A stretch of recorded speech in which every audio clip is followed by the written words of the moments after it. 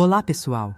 No vídeo de hoje você vai ouvir um relato que toca diretamente em uma das questões mais profundas e inquietantes da existência humana. Por que Deus permanece em silêncio quando o sofrimento atinge seu ponto mais extremo? Por que pessoas boas adoecem, perdem quem amam e morrem em dor, enquanto tantos que praticam o mal seguem suas vidas sem consequências aparentes? O que você vai ouvir agora não se apresenta como uma teoria religiosa, nem como um sermão, tampouco como uma explicação científica convencional. Trata-se de um testemunho que, se verdadeiro, muda completamente a forma como entendemos fé, livre-arbítrio e o próprio silêncio divino. Martim Garcia era um homem comum, invisível aos olhos da maioria, mas absolutamente presente no cotidiano de uma antiga igreja localizada na cidade de Puebla. Com 58 anos, passara os últimos 23 dedicando-se à manutenção da paróquia de San Miguel. Limpava os corredores, reparava goteiras, substituía lâmpadas no altar, enfrentava escadas íngremes com as articulações castigadas pelo tempo. Nunca se queixava. Andava sempre com o rosário da esposa falecida no bolso da camisa. Católico de hábitos simples, fiel silencioso, nunca se metia em debates sobre fé, mas guardava dentro de si uma tempestade de perguntas que jamais verbalizava. Na manhã de 3 de dezembro de 2024, Martim chegou antes do nascer do sol. Havia recebido um recado do padre na noite anterior, mencionando um possível vazamento no subsolo da igreja. Era algo recorrente, considerando que o templo fora construído sobre fundações coloniais que datavam do século XVIII. O porão da igreja era um espaço pouco visitado, de teto baixo, com cheiro persistente de umidade, paredes grossas de pedra e um silêncio que parecia absorver o som dos próprios passos. Martim conhecia cada curva daquele lugar, ou pelo menos achava que conhecia. Ao iluminar uma das paredes com sua lanterna, percebeu uma fenda que nunca vira antes. Estava no muro oriental, vertical, estreita, mas de linhas tão retas que pareciam obra recente. As bordas não tinham sinais de erosão ou desgaste. O mais estranho, no entanto, era a luz azulada e pulsante que emanava do seu interior. Não era uma lâmpada, era algo vivo. A luz respirava, se contraía e se expandia como se obedecesse a um ritmo interno, orgânico. Era fria, quase hipnótica. Ele se aproximou, mais por instinto do que por escolha. Antes que pudesse decidir se tocaria ou não aquela fenda, uma palavra foi pronunciada do interior da parede. Ajuda! A palavra ecoou de maneira incomum, reverberando como se o próprio ambiente a tivesse emitido. A voz era fraca, rouca, mas carregava algo que gelou a espinha de Martim. Não soava humana. Não havia calor nela. Era como ouvir um eco vindo de um tempo esquecido. Martim deu 2 passos para trás, mas não fugiu. Manteve a lanterna firme, tentando ver através da fresta. O que se revelou diante de seus olhos desafiava tudo o que ele acreditava conhecer. Por trás daquela parede havia uma câmara oculta, um espaço que não constava nos mapas ou nas descrições históricas da igreja. No centro, uma figura humanoide repousava sobre o chão de pedra. Era alta, magra, com braços longos e dedos exageradamente finos. A pele, se é que podia ser chamada assim, tinha um brilho iridescente, como nácar líquido, refletindo tons diferentes conforme a luz da lanterna se movia. Havia algo perturbador em sua simetria. Era belo e aterrorizante ao mesmo tempo, como se seu corpo não houvesse sido moldado para agradar ou assustar, mas apenas para existir. A criatura estava presa por correntes pesadas que atravessavam partes do seu corpo e se fixavam nas paredes ao redor. As correntes pareciam antigas, talvez forjadas em um tempo anterior aos registros modernos. Ao redor da criatura, símbolos entalhados profundamente formavam um círculo. Não eram marcas aleatórias. Martim reconheceu que não se tratavam de idioma latino ou espanhol. Mais tarde, ao consultar um pesquisador local, descobriria que eram inscrições em aramaico antigo, a língua falada nos tempos de Jesus. isso adicionava uma camada ainda mais densa de mistério ao que estava diante dele. A criatura abriu os olhos e Martim sentiu o corpo congelar.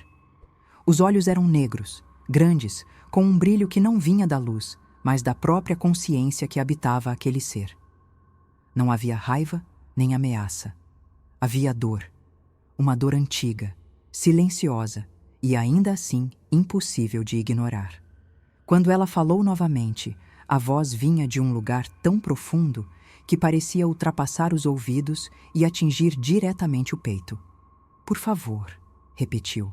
Foi nesse instante que Martim viu não um monstro, mas algo que sofria, algo que carregava em seu silêncio o mesmo vazio que ele havia sentido no hospital, diante do leito da esposa em seus últimos dias. Martim não gritou, não fugiu, não procurou ajuda. Manteve-se ali, parado, com a lanterna tremendo levemente em sua mão. Seus joelhos doíam, o coração acelerava, mas algo mais forte o mantinha naquele lugar. Era como se sua vida inteira tivesse sido conduzida até aquele ponto. A criatura, agora com a voz mais firme, começou a falar. Não explicou de imediato o que era, nem por que estava ali. Começou dizendo o que não era. Não era um anjo, não era um demônio. Não pertencia a nenhuma categoria humana de entendimento espiritual ou religioso. Disse que era um vigilante, um observador, um dos primeiros. Um ser criado antes mesmo da humanidade existir, cuja única missão era testemunhar. Acompanhar a história humana desde os primórdios, observando cada passo, cada escolha, cada avanço e cada queda. Era um ser que havia existido ao lado de muitos outros, todos destinados a registrar silenciosamente o mais ambicioso experimento já concebido, o livre-arbítrio. E foi com essa revelação que Martim sentiu as pernas cederem, obrigando-se a sentar no chão frio, com os olhos ainda fixos naquele ser impossível. A ideia de que tudo o que vivemos, nossas escolhas, nossos erros, nossos acertos, poderia estar sendo observado não por juízes, mas por testemunhas silenciosas, sacudiu algo fundamental dentro dele. A criatura não oferecia respostas fáceis, não prometia cura, nem salvação, nem condenação. Apenas compartilhava o que sabia, e o que ela sabia naquele momento era mais do que Martim jamais poderia imaginar. A revelação seguinte desafiaria séculos de fé, tradição e expectativa sobre o papel de Deus no sofrimento humano. Segundo o vigilante, após a ascensão de Cristo, Deus teria feito um pacto definitivo: jamais intervir diretamente nos acontecimentos humanos de forma evidente. Milagres visíveis se tornariam eventos extraordinariamente raros. Vozes celestiais cessariam. Respostas claras às orações não viriam mais. Tudo isso fazia parte de um novo acordo, um pacto silencioso cujo objetivo era testar não a obediência, mas a maturidade moral da humanidade. Não se tratava mais de conduzir por regras e castigos, mas de permitir liberdade plena. E foi aí que Martim percebeu que suas perguntas antigas tinham uma resposta. Mas não era a que esperava. A criatura explicou que o sofrimento não era ausência de Deus. Era consequência da liberdade. Deus não responderia com trovões, nem impediria catástrofes de forma visível, pois cada decisão humana, cada ato de amor ou de crueldade precisava ser tomada sem a certeza de um prêmio ou o medo de uma punição imediata. O bem precisaria ser escolhido por si só, e não pela promessa de uma recompensa divina. Era essa a essência do experimento. Era essa a aposta mais arriscada da criação. Até aquele momento, Martim jamais havia pensado na fé como um risco assumido por Deus. Sempre imaginara que fosse um teste imposto ao homem. Mas ali, diante daquela criatura presa sob correntes seculares, compreendeu que talvez Deus também estivesse esperando, silencioso, confiando que os seres humanos poderiam, sozinhos, escolher o caminho certo. Aquilo mudava tudo. O silêncio, então, não era descaso, era confiança. E foi ali que Martim ouviu do vigilante que ele havia quebrado esse pacto, não por maldade, mas por compaixão. Séculos antes, durante uma epidemia devastadora, ele havia compartilhado conhecimento médico com humanos. Milhares foram salvos, mas ao fazê-lo, interferiu diretamente no livre-arbítrio coletivo. Sua compaixão custou caro, e foi por isso que ele havia sido selado naquela câmara, condenado a ouvir súplicas por gerações sem poder responder nenhuma delas.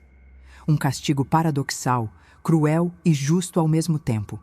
Martim permaneceu em silêncio, respirando com dificuldade, tentando processar a dimensão do que havia acabado de ouvir. Diante dele, a criatura que chamava a si mesma de vigilante não buscava perdão, nem redenção.